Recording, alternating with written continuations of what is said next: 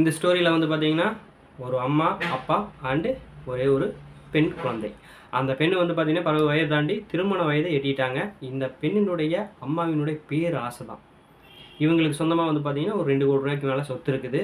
நல்லா படிக்க வச்சுருக்காங்க. பிள்ளையும் நல்லா குணமுள்ள பொண்ணாக இருக்காங்க. அந்த பொண்ணுனுடைய லைஃப்பில் இவங்க எவ்வளோ டார்ச்சர் அனுபவிச்சாங்கிறது தான் ஃபுல்லாக பார்க்க போகிறோம். இந்த பெண் வந்து பார்த்தீங்கன்னா படித்து முடிச்சதையுமே அம்மா சொல்கிறத தான் எப்பவுமே கேட்டுக்கிட்டே இருப்பாங்க. அவங்க அம்மா வந்து பார்த்தீங்கன்னா நல்ல வரனாக பார்த்து நல்ல பையனாக பார்த்து கொடுக்கலான்னு சொல்லி ஆசைப்பட்டுட்ருக்காங்க.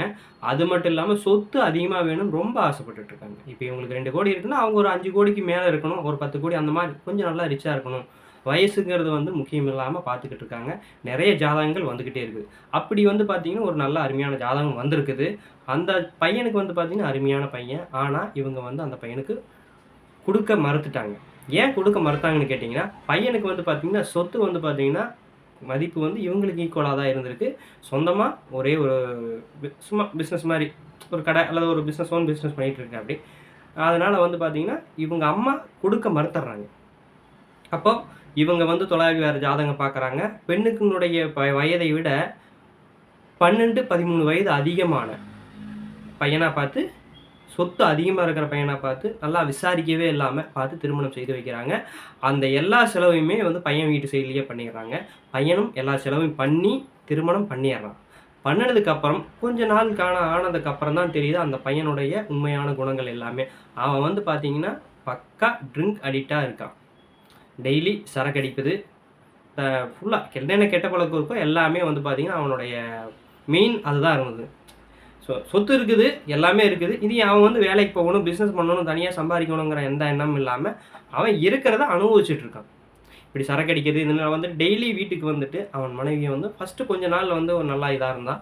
அதுக்கப்புறம் வந்து டார்ச்சர் பண்ண ஆரம்பித்தான், அடிக்க ஆரம்பித்தான். இப்படியே வந்து பார்த்திங்கன்னா நிறைய டார்ச்சர் வந்து பண்ண ஆரம்பித்தான். அந்த பெண்ணு வந்து பார்த்திங்கன்னா ஒரு குறிப்பிட்ட ஸ்டேஜ் வரைக்கும் தாங்கிட்டே இருந்து அப்புறம் சொல்லவே இல்லை அவங்க அம்மாட்ட. அவங்க அம்மா வந்து எதர்ச்சியாக ஒரு டைம் வந்து பார்த்திங்கன்னா வீட்டுக்கு வரும்போது இந்த பெண்ணினுடைய உடலுடைய காயங்களை பார்த்து தான் தெரிஞ்சுக்கிறாங்க. அப்போ தான் விசாரிக்கிறாங்க, என்னமா நடந்துட்டுருக்கு உன் குடும்பத்தில் அப்படின்னு.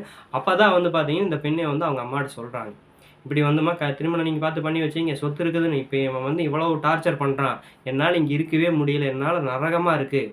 ரொம்ப அவ்வளோ அந்த பெண்ணினால் வந்து எவ்வளோ டார்ச்சர் அனுபவிக்க முடியுமோ அந்தளவுக்கு அனுபவிச்சும் இருந்திருக்கு. ஆனால் அதை வந்து பார்த்திங்கன்னா வெளியே வந்து சொல்ல முடியாமல் அவங்க அம்மாட்ட அன்றைக்கி வந்து ஃபுல்லாகவே கொட்டிருச்சு.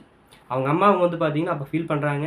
சரி நீ என்ன பண்ணுறேன்னு சொல்லி போட்டு அப்போ வந்து பார்த்தீங்கன்னா இவங்க திருமணம் பண்ணி வச்சாங்க பார்த்தீங்கன்னா, அவங்கள கூப்பிட்டு வச்சு ஒரு கவுன்சிலிங் மாதிரி கொடுத்து பேசி இது பண்ணுறாங்க.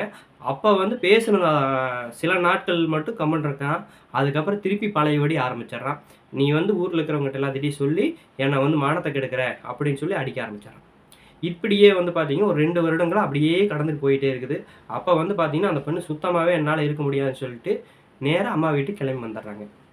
அப்படி கிளம்பி வந்தவங்க மியூச்சுவலாக டைவர்ஸ்க்கு அப்ளை பண்ணிடுறாங்க. ஜீவனாம்சமோ அந்த சொத்திலிருந்து உரிமை எதுவுமே கேட்கல. எனக்கு வந்து அவன்கிட்ட விடுதலை மட்டும், டைவர்ஸ் மட்டும் கிடைச்சா போதும், எனக்கு திருமணமே வாழ்க்கை வேண்டாம், இல்லற வாழ்க்கையை பற்றி நினைக்கவே இல்லை, எனக்கு அது வேண்டான்னு ரொம்ப அந்த பொண்ணு வந்து பார்த்திங்கன்னா வெறுக்க ஆரம்பிச்சிருச்சு.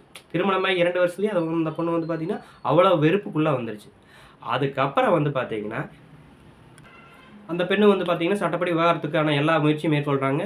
விவாகரத்தும் வந்து பார்த்தீங்கன்னா அவன் கொடுக்க மாட்டேங்கிறான். என்ன காரணம்னு கேட்டிங்கன்னா, இந்த பொண்ணை வந்து இப்படி டைவர்ஸ் வாங்கிட்டு போயிடுச்சுன்னா திருப்பி வேறு பொண்ணு யாரும் கிடைக்காது, இவனோட காலங்கள்லாம் கஷ்டமாக இருக்குன்னு சொல்லி போட்டு அவன் வந்து டைவர்ஸ் கொடுக்க மாட்டேங்கிறான்.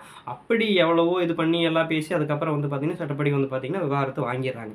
வாங்கினதுக்கப்புறம் அந்த பெண்ணினுடைய கொஞ்ச நாளாக வந்து அப்படியே நார்மலாக இருக்காங்க. இயல்பு நிலைக்கு மாறுறாங்க. ஒரு 2 வருஷம் 3 வருஷம் ஆகுது. 3 வருஷம் கழிச்சு இவங்க உறவினர்கள் வந்து பார்த்தீங்கன்னா, இந்த பெண்ணுக்கு ஃபஸ்ட்டு ஒரு ஜாதகம் வந்தது இல்லையா? அந்த ஜாதகத்தினுடைய பையனுக்கு வந்து பார்த்தீங்கன்னா, திருமணம் ஆகலை. அந்த ஜாதகத்தையும் மறுபடியும் வந்து குடுக்குறாங்க. அப்போ இந்த பெண்ணுக்கு வந்து பார்த்தீங்கன்னா, அப்போ ஒரே வார்த்தை சொல்லுது, எனக்கு கல்யாணமே வேணாம். நீங்கள் பார்த்து சொத்து இருக்குதுன்னு பார்த்து பண்ணி வைக்கிறீங்க. எல்லாமே அப்படி இப்படின்னு சொல்கிறீங்க. அந்த வாழ்க்கையே எனக்கு வேண்டான்னு சொல்லி அந்த பெண் மனசார வந்து ரொம்ப வெறுத்து போய் சொல்கிறாங்க. அப்போ இவங்கெல்லாம் ஆறுதல் சொல்கிறாங்க, இல்லைம்மா இந்த பையன் வந்து ரொம்ப நல்ல பையன், நல்ல குணமானவன், எந்த பிரச்சனையும் இருக்காது, எந்த கெட்ட வழக்கம் இல்லாத பையன்னு சொல்லி சொல்கிறாங்க. அப்போ அந்த பொண்ணை வந்து பார்த்தீங்கன்னா, நானே டேரெக்டாக விசாரிக்கிறேன். நீங்கள்லாம் விசாரிச்சதெல்லாம் போதும், நான் விசாரிச்சுக்கிறேன், எனக்கு ஓகேனா அதுக்கப்புறம் நம்ம பார்க்கலாம் அப்படின்னு சொல்லி பார்க்குறாங்க. அதுக்கப்புறம் அந்த பையனை பற்றி இந்த பெண்ணே விசாரிக்கிறாங்க. அதுக்கப்புறம் இந்த பொண்ணு வந்து பார்த்தீங்கன்னா நிறைய ஜோதிடர்கள் கொண்டு ஜாதகம் பொருத்தம் பார்க்குறாங்க. பையனோட குணநலங்களை அவங்ககிட்டயும் விசாரித்து பார்க்குறாங்க. அப்போ வந்து பார்த்தீங்கன்னா அந்த பெண்ணினுடைய அம்மா வந்து திரும்பவும் பழையபடி ஒரு சில வார்த்தைகள் சொல்கிறாங்க.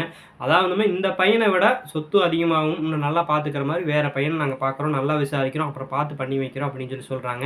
ஒரே வார்த்தையாக அந்த பொண்ணு திருப்பி கேட்குது, ஏம்மா நீங்கள் ஜாதகம் பார்த்து தான் பண்ணீங்க, சொத்து இருக்குதுன்னு பண்ணீங்க, வயசு அதிகமானதுன்னு பண்ணி கொடுத்தீங்க, இப்போ என்னோடய வாழ்க்கை எவ்வளோ கேள்விக்குறியாக இருக்குது. எனக்கு இந்த பையன் ஓகே, எனக்கு உங்களுக்கு விருப்பம் இருந்தால் பண்ணி வைங்க, இல்லாட்டி நானே போய் திருமணம் செய்து கொள்கிறேன் அப்படின்னு சொல்லி அந்த பொண்ணு எதிர்த்து இது நாள் வரை பேசாத பெண், அம்மா சொன்ன எல்லாத்துக்கும் ஓகே சொன்ன பெண் இப்போ திருப்பி பேச ஆரம்பிக்குது. அப்போ சரி சந்தோஷம் நீ பண்ணிக்கலாம் அப்படின்னு சொல்லி பேசுகிறாங்க. அப்போ பார்த்தீங்கன்னா இவங்க எல்லாருமே பார்த்தீங்கன்னா உறவினர்கள்லாம் கூடி ஒரு நல்லா நீட்டாக மேரேஜ் பண்ணி வைக்கிறாங்க. பண்ணி வச்சதுக்கப்புறம் அந்த பெண்ணினுடைய மனம் அருமையாக, திருமண வாழ்க்கை அருமையாக போயிட்டுருக்குது. அவங்களுக்கு 2 குழந்தையும் பிறந்திருக்குது. இப்போ அவங்களோட லைஃப் நல்ல நிலைமைக்கு போயிட்டுருக்கு. அதாவது இந்த கதையில் என்ன சொல்கிறேன்னா, அவங்க பெண்ணினுடைய அம்மா முதல் செய்த தவறு என்ன? நல்லா தெரியும். இதில் ஜோதிடர்கள் எல்லாருமே சொல்லியிருக்காங்க, இந்த பொண்ணுனுடைய வாழ்க்கை இந்த பொண்ணுனுடைய ஜாதகத்துக்கு இவங்களுக்கு பொருத்தம் இருக்குன்னு சொல்லியிருக்கிறாங்க. அவங்க சொன்ன வார்த்தையும் பழிச்சிருச்சு. எல்லா ஜோதிடர்களையும் சொல்ல முடியாது. ஒரு சிலர் உண்மையை சொல்கிறாங்க, ஒரு சிலர் பொய்யை சொல்கிறாங்க. அதை நம்ம ரொம்ப டெத்திங்காகலாம் போக வேண்டாம். நடந்த விஷயங்கள் சில கற்பனைகளாகவும் இருக்கும், சில உண்மைகளாகவும் இருக்கும். இந்த கதையில் பார்த்தீங்கன்னா அவங்க அம்மா செஞ்ச தவறு தான்.